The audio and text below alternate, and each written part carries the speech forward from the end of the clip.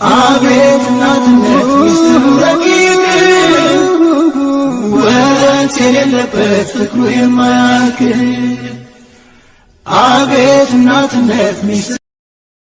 አሰላሙ አለይኩም ወራህመቱላሂ ወበረካቱ። ውድና የተከበራችሁ ውድ ቤተሰቦች እንዴት ናቸው? ደህና ናቸው? ከኔ ጋር አልሐምዱሊላህ። ውድ ቤተሰቦች ዛሬ ምሳሌ ክፍል 64 እና 65 ማለት ነው። በጣም ይቅርታ ይዘን መጥተናል። በጣም በሚገርም ሁኔታ እንግዲህ ማህሌት አሁንም አታፍርምና እንግዲህ ዝናዬን እነሱ ሚስትህን ቀምተው የለ አንተ ደግሞ እኔን መውሰድ ትችላለህ በማለት ተልካሻ ንግግሯን ትቀጥላለች።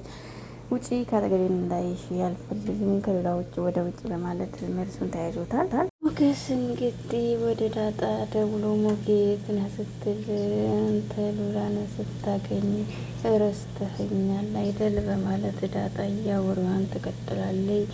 አይ ለኔ ያልደወለልኝም ለቅድስት ብቻ ነው ስል ሳምንት መጨረሻው ላይ ይታወቃል ብላቸው ግን እኮ አድራሻ ጠፍታቸዋል ስትል ብሎ ነበር። ግን ምን እንደተፈጠረና ምን እየሆነ እንዳለ የምናውቀው ታሪክ የለም። እባክህ እንግዲህ የመጨረሻ ያደረገው በማለት እንግዲህ ወሬዋን ትቀጥላለች። መቼ ነው የኔም ጉዳይ ሄደን የምንጠይቀው? እንቅልፍ እየወሰደኝ አይደለም፣ በሀሳብ ጭናንቅ ያለ ትላለች ዳጣዬ።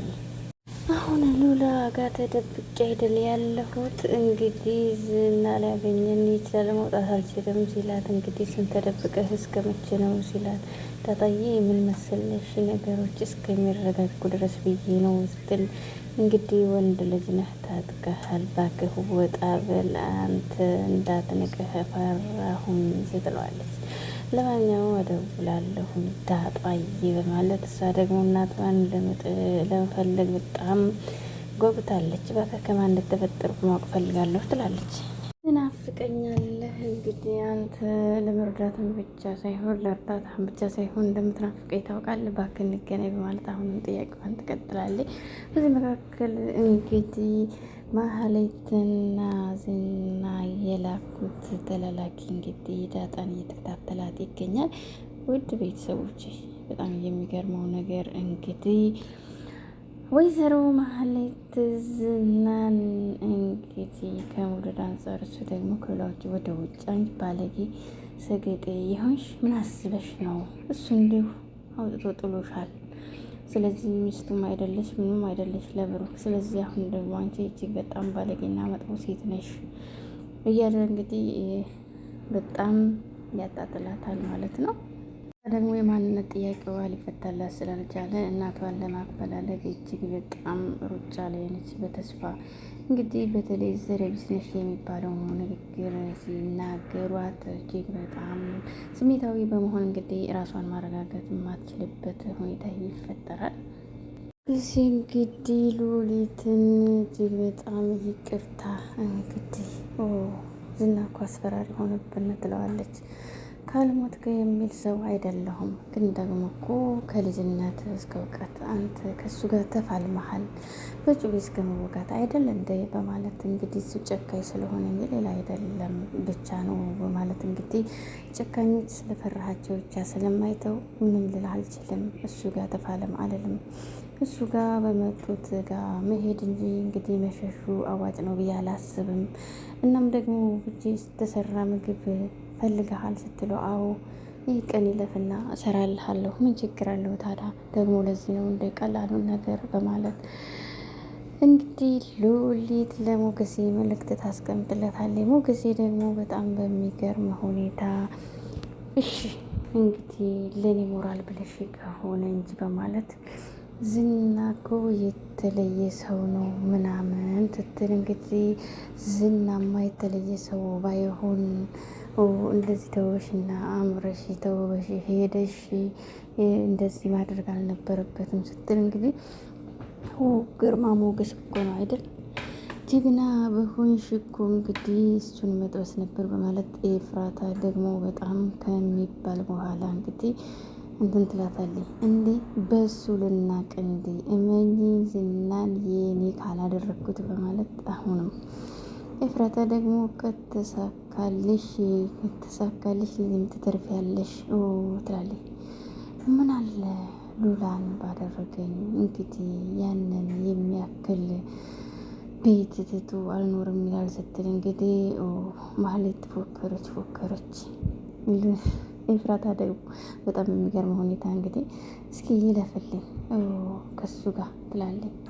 ብሩክ ሲመጣማ ከዝና ጋር ሁኜ እርግጠኛ ነኝ ጠብቂ እንደሚያገኘኝ በማለት እንግዲህ ትቀጥላለች ወሬዋን ወይዘሮ ኤፍራታ እንግዲህ ለኤፍራታ ማለት ነው።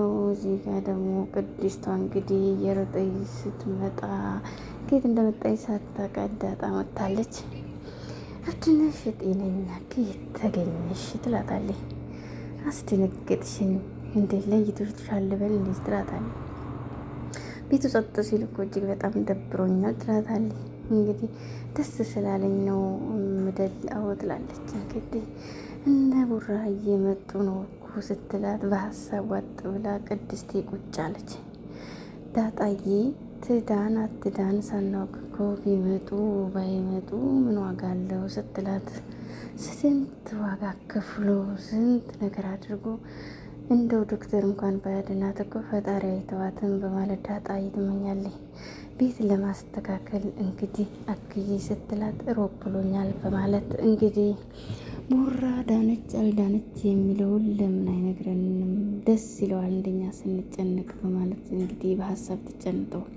ሰፕራይዝ ፈልጎ እንደሁ በማለት ፈገግ ትላለች። እኔ ጓጉቻለሁ በማለት ፈገግ ትላለች። አረ የቡራ ፎንቃ ነው እንዲህ የሚያደርግሽ ስትላት እንግዲህ የሳቀች ዳጣ በጣም ትቀልድባታለች። ከዛ ድብድብ ጀመሩ። አረ ቅመማተኝ እንግዲህ በጣም ተደባደቡ ማለት ነው። በቀልድ ጨዋታው ደራ።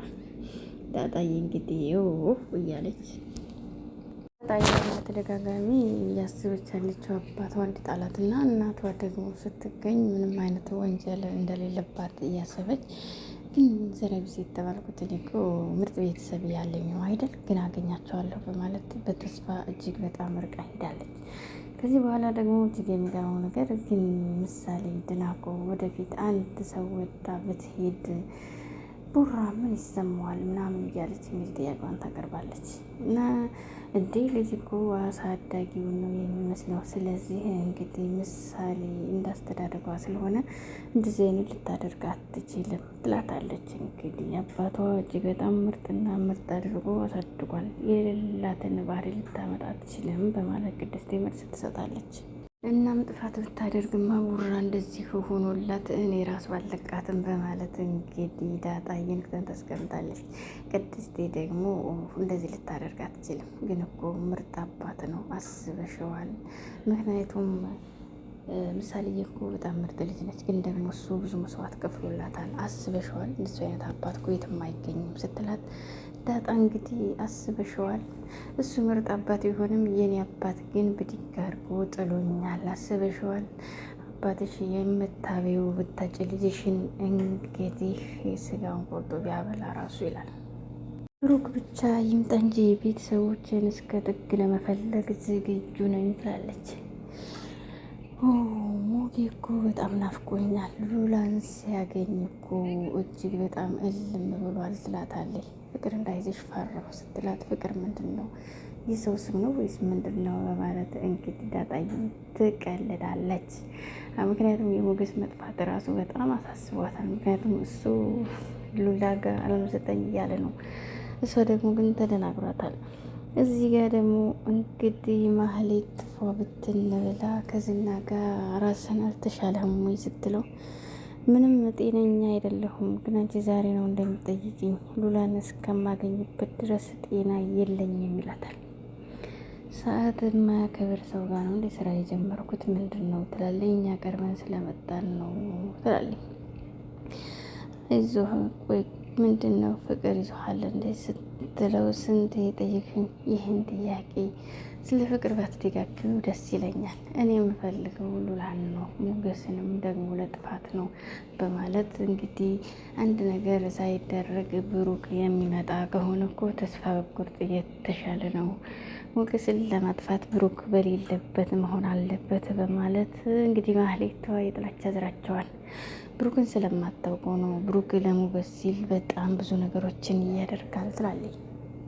ብሩክ በጣም በቀለኛ ነው ትለዋለች። እንግዲህ ብሩክን እኮ እኔ የማውቀው አንቺን ሳያገባ ድሮ ነው ስትል በአካልማ ልታውቆትን ትችላለህ፣ ግን ደግሞ ከድሮ ጀምሮ ብታውቀውም ጸባዩን አታውቅም። ባልሽ አይደል ሲላት የኔ ባል አይደለም አስጠልቶኛል፣ ድጋሚ አብሬው ሊሆን አልፈለግም ትላለች። ስም በረከክ የነበረው እሱ ለልጁ ሲል ነው። ልጁ ከዳነችለት ሊንበረከክም ሆነ ጥሩ አመለካከት ሊኖረው ለአንተ አይችልም፣ ንቃ ትለዋለች። እንደ ሞገስ ፈሪ እንዳይመስልህ፣ ብሩክ እኮ እጅግ በጣም ጀግና ነው። አስበኸዋል? ሊያንስ አይችልም፣ ምክንያቱም የሱን ጸባይ አታውቅም። ሞገስንህን ጊዜ ብንጨርስና ብናጠፋው በማለት እንግዲህ ማህሌት እጅግ በጣም ደግሞ በሞገስ ላይ ውሳኔ እንዲያስቀምጥ ታደርገዋለች። ሞገስ ከሞተ ግን ያው ቤት እንደሚገዛልሽ ነበር አይደለም?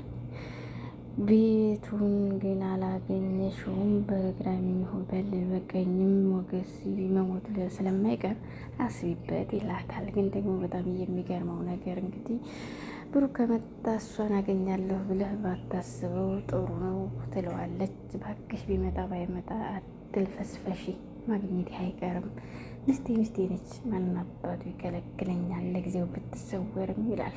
እንግዲህ ሞገሴ ሉላን ወደ ውጭ ይዞ ሄዶ ፏ በትን እያለ ቦርቂበት፣ እስኪ ዛሬ ዘና ፈታ በየ አማረሽ ፀሐዩን በደንብ ፈንጥቂበት እያለ እንግዲህ እጅግ በጣም ያዝናናታል ሞገሴ። በዚህ መካከል እኔ የምፈራው እንግዲህ ሞገሴ እንዳይመታ ነው። ፀሐይ ይዘሽ እየዞርሽ ፀሐይ ናፈቀኝ ትያለሽ እንዴ? ፀሐይ እኮ ነው ራሱ ውበትሽ። አንቺ እኮ ታማኝና ለምትወጂው መስዋዕት የምትከፍሊ ምርጥና ጀግና ሴት ነሽ ይላታል።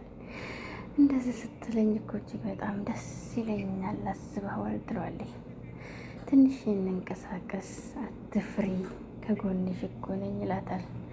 እሱን ፈንክቸው ስለወጣሁ ወንጀለኛ ነኝ። ስለዚህ ያንተ ሚስት ሳልሆን ለጊዜው የእሱ ሚስት አይደለሁ፣ እሱም ወንጀል ነው። ስለዚህ መጠንቀቅ አለብን። እስካሁን እንግዲህ ለእኔ ብለህ ነው አይደል? ማታ ደግሞ አሁን ወደ ቤት እንመለስ ትለዋለች። ቃን ሄድ በማለት በዚህ ላይ ያበቃል። ውድ ቤተሰቦች ከተመቻችሁ ላይክ፣ ሼር፣ ሰብስክራይብ በማድረግ አበረታቱኝ። ለቤት አዲስ የሆናችሁ እንግዲህ ሰብስክራይብ ማድረግ እንዳትረሱ። ከተመቻችሁ በኮሜንት ሴክሽን ላይ መልእክት ማስቀመጥ ትችላላችሁ። ውድ ቤተሰቦች እጅግ አመሰግናለሁ ነበረን ቆይታ። ሰላም ለሀገራችን፣ ሰላም ለሕዝባችን፣ ሰላም ለቤተሰቦቻችን። መልካም ውሎ ይሁንላችሁ። ላይክ፣ ሼር፣ ሰብስክራይብ እንዳትረሱ። አሰላሙ አለይኩም። አቤት እናትነት ሚስጥሩ ረቂቅ ወረት የሌለበት ፍቅሩ የማያልቅ አቤት እናትነት ሚስጥሩ